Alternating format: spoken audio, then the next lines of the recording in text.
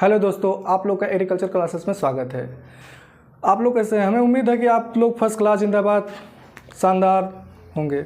तो हम आप लोग को पढ़ाएंगे fundamental of agronomy. Fundamental agronomy में आप लोग को क्या क्या पढ़ना है हम बता दें। आज की टॉपिक क्या क्या है आपको पढ़ना है। एग्रीकल्चर क्या होता है, एग्रोनॉमी क्या होता है, इसके स्कोप क्या है, इंपॉर्टेंस है क्या है, ठीक है। तो हाँ, सबसे बड़ी बात यह है कि आप लोग को पढ़ाई के साथ साथ आपको हम प्रिपरेशन तैयारी भी करवाएंगे। बहुत से लोग होते हैं कि जो पढ़ते चले जाते हैं, फर्स्ट सेमेस्टर सेकेंड सेमेस्टर ऐसे ऐसे फाइनल कर लेते हैं, लेकिन वो तैयारी के लिए उनका समय नहीं मिलता है। तो लेकिन क्या है कि हम पढ़ाई के साथ साथ आप लोग का तैयारी भी कराएंगे, ठीक है। तैयारी कैसे कराएंगे? जिस टॉपिक से हम जिस टॉपिक को उठाएंगे उस टॉपिक के अगर एक दो क्वेश्चन जो भी हमें इंपॉर्टेंस लगा तो आप लोग को बता देंगे कि आप लोग क्वेश्चन नोट कर लीजिए। क्यों कि जब आप लोग क्वेश्चन नोट कर लेंगे तो आपको बोझ नहीं लगेगा कि हमें इतना पोथा पढ़ना है, ढेर सारा पढ़ना है, नहीं लगेगा। आप आराम से तैयारी भी कर ले जाएंगे, अपना सेमेस्टर भी क्लियर कर ले जाएंगे। हमें उम्मीद है कि अगर आप लोग हमारे चैनल से जुड़े रहें तो आप 85% तो आराम से ही ले जाएंगे, केवल वीडियो देख करके, ठीक है। तो आइए अब चलते हैं, टॉपिक क्या है, एग्रीकल्चर क्या है, ठीक है। एग्रीकल्चर क्या है? एग्रीकल्चर को दो भागों में बांटा गया है, एग्रीज प्लस कल्चर, अर्थात एग्रीकल्चर। एग्री मीन्स क्या होता है? सॉइल होता है। कल्चर मीन्स क्या होता है? कल्टीवेशन होता है। इसके मीनिंग क्या होता है? बात करें तो कृषि का क्या अर्थ है? फसल उगाने या पशु पालने की प्रथा है। फसल उगाने या पशु पालने की प्रथा है। जो व्यक्ति किसान के रूप में काम करता है उसी को हम क्या कहते हैं? एग्रीकल्चर कहते हैं। अब बात करते हैं कि फादर ऑफ एग्रीकल्चर कौन है। फादर ऑफ एग्रीकल्चर का क्वेश्चन आपसे पूछ लिया तो आपको क्या बताना है? एम.एस. स्वामीनाथन।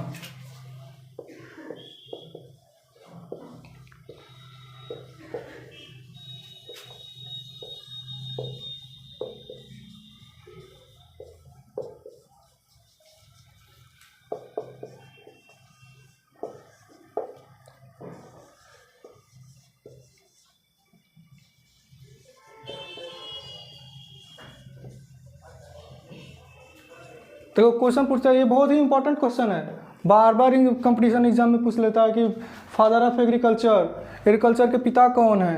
तो एग्रीकल्चर के पिता कौन है? एम.एस. स्वामीनाथन। हाँ, अगर वर्ड अगर देगा तो वर्ड में आप लोग को क्या लिखना है? Normally Borlaug. वर्ड की अगर बात किया जाए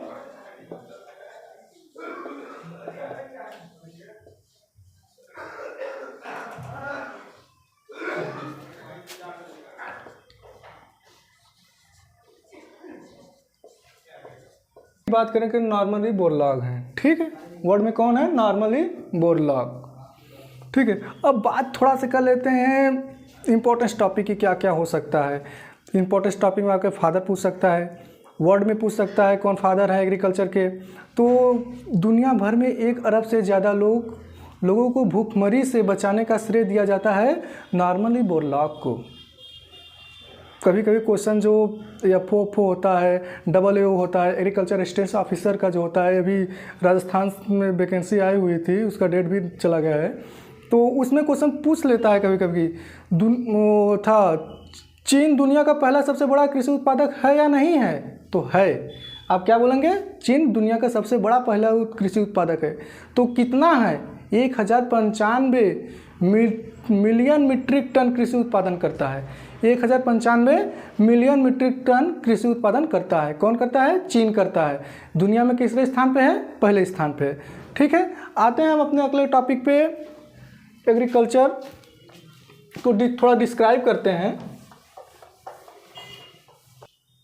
ठीक है। हम अपने आते हैं टॉपिक पे, एग्रीकल्चर। एग्रीकल्चर क्या किया गया है? 2 भागों में बांटा गया है। एग्रीकल्चर कितने भागों में बांटा गया है? 2 भागों में बांटा गया है। कौन कौन से? एगर या एग्री, इसका मतलब है कल्चर मीन्स क्या होता है? कल्टीवेशन। CULTU cultivation.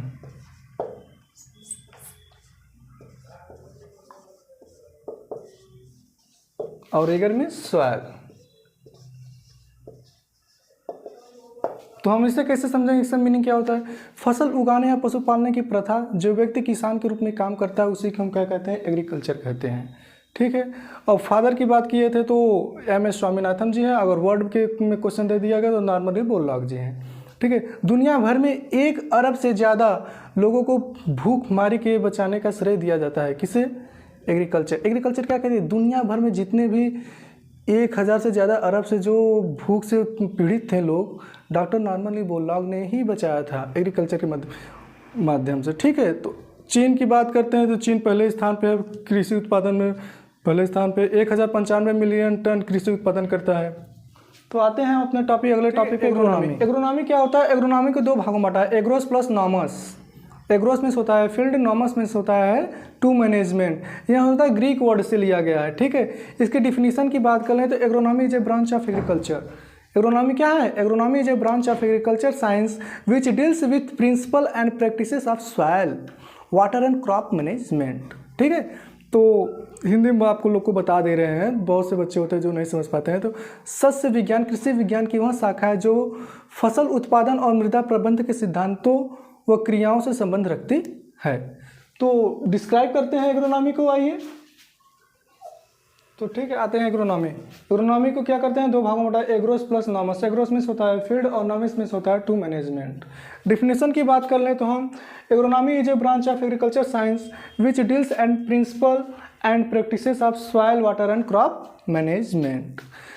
तो आप समझ लीजिए, सस्य विज्ञान कृषि विज्ञान की वह शाखा है जो फसल उत्पादन और मृदा प्रबंधन के सिद्धांतों और क्रियाओं से संबंध रखती है। क्या है? Agronomy is a branch of agriculture science. सस्य विज्ञान और कृषि विज्ञान, सस्य विज्ञान की वह शाखा है जो फसल उत्पादन और मृदा प्रबंधन के सिद्धांतों और क्रियाओं से संबंध रखती है। ठीक है। अब जानते हैं कि एग्रोनॉमी को हम किस वर्ड से लिया गया है? एग्रोनॉमी को किस वर्ड से लिया गया है? एग्रोनॉमी क्या होता है? ग्रीक वर्ड से लिया गया है। किस वर्ड से लिया गया है? ग्रीक वर्ड से लिया गया है। ठीक। अब बात कर लेते हैं यहीं पर तो बात करते हैं कि एग्रोनॉमी के फादर कौन है? Father of agronomy Pietro de Crescenzi. कौन से हैं? Pietro de Crescenzi. Modern agronomy के फादर कौन से हैं? एम.एस. स्वामीनाथन जी हैं। मॉडर्न एग्रोनॉमी के फादर एम.एस. स्वामीनाथन जी हैं। क्वेश्चन कभी कभी पूछ लेता है कि मॉडर्न एग्रोनॉमी के फादर कौन है, तो सभी सोचते मॉडर्न क्या चीज़ है, लेकिन M S. Swaminathan ji. Father of agronomy in India पूछेगा तो एम.एस. स्वामीनाथन। इंडिया की अगर बात करेगा तो एम.एस. स्वामीनाथन। अगर डायरेक्टली पूछ लिया कि फादर ऑफ एग्रोनॉमी तो पिट्रो डी क्रेसेंजी जी हैं। लिख के आप लोग को बता देते हैं।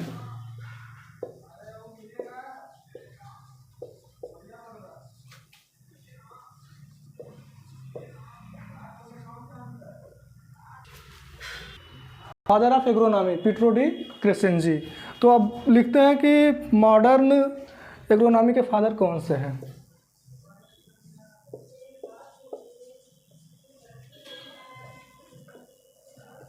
तो बात करते हैं modern agronomy and father of agronomy in India. दोनों एक ही हैं इनके पिता, एम.एस. एग्रोनॉमी की अगर बात करें तो एम.एस. स्वामीनाथन जी हैं। ठीक है। Father of agronomy in India के में अगर पूछ लिया क्वेश्चन में तो आपको लिखना है कि एम.एस. स्वामीनाथन। हाँ, एम.एस. स्वामीनाथन के बारे में आप थोड़ा सा जान लीजिए कि यह क्या है। ग्रीन रिवोल्यूशन से भी इन्हें जाना जाता है। हरित क्रांति से भी इन्हें जाना जाता है एम.एस. स्वामीनाथन। हरित क्रांति आई कब थी? 1966 से 67 ईस्वी में आता है।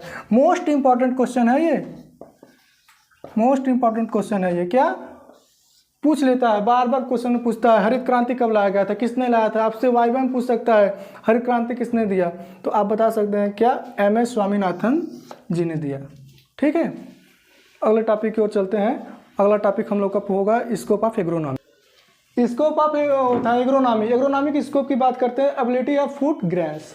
ठीक है। एबिलिटी ऑफ फूड ग्रेन्स क्या होता है? खाद्यान्न की उपलब्धता। एग्रोनॉमी का जो बहुत बड़ा ही योगदान है, इसका बहुत बड़ा क्षेत्र है खाद्यान्न की उपलब्धता में। दूसरे नंबर पे आता है ability of fodder for live stock. पशुधन के लिए चारे की उपलब्धता।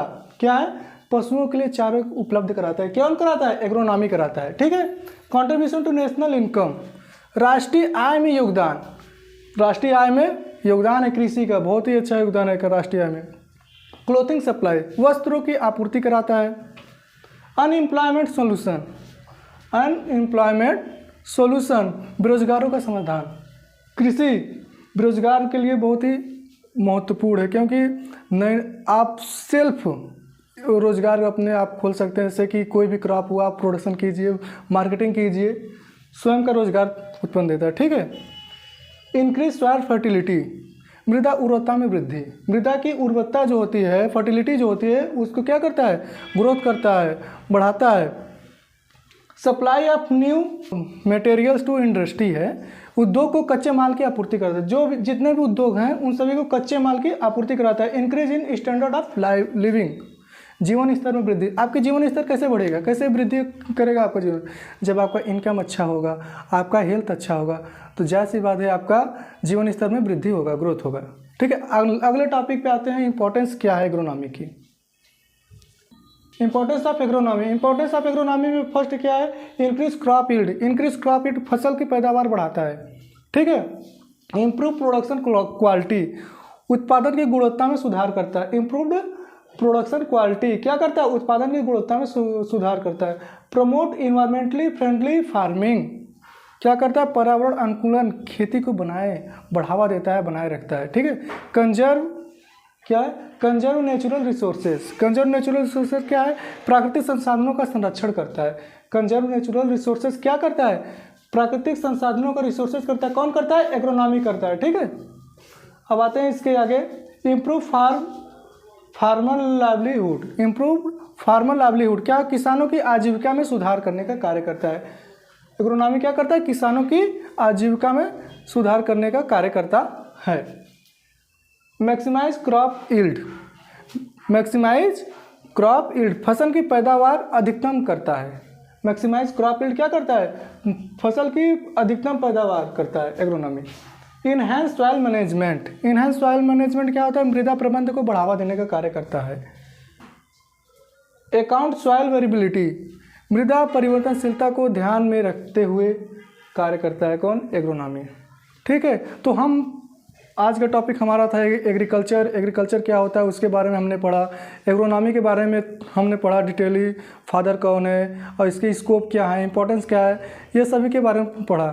तो ये टॉपिक थे आज के हमारा फंडामेंटल ऑफ एग्रोनॉमी का जो टॉपिक था, फर्स्ट लेक्चर था हम लोग का, हमने देखा आज। तो आप हमारे चैनल से जुड़िए और इस टेलीग्राम पे भी लिंक दिया हुआ है, उस पर जाइए। आप लोग को PDF के माध्यम से जितने भी मिड टर्म होगा, सिलेबस जो होता है वो भी मिल जाएगा आप लोग को। और जो आपको अगर PDF नोट्स का चाहिए तो वो भी आपको अवेलेबल मिल जाएगा। नोट्स की चिंता मत करिए, PDF के माध्यम से आप लोग को मिल जाएगा। हाँ, आप 100% दीजिए, तभी आप लोग सक्सेस हो पाएंगे। जब आप 100% देंगे तो आप गारंटी के साथ कहते हैं आपको कोई नहीं रोक सकता। आप अपने माँ बाप भाई बहन सभी का भविष्य बना सकते हैं आप अकेले ही। क्यों, आप उनका आप पर उम्मीद टिका हुआ है ना। अगर आप अपने से झूठ नहीं बोलेंगे तो आप बेहतर कर जाएंगे, हमें उम्मीद है। Thank you.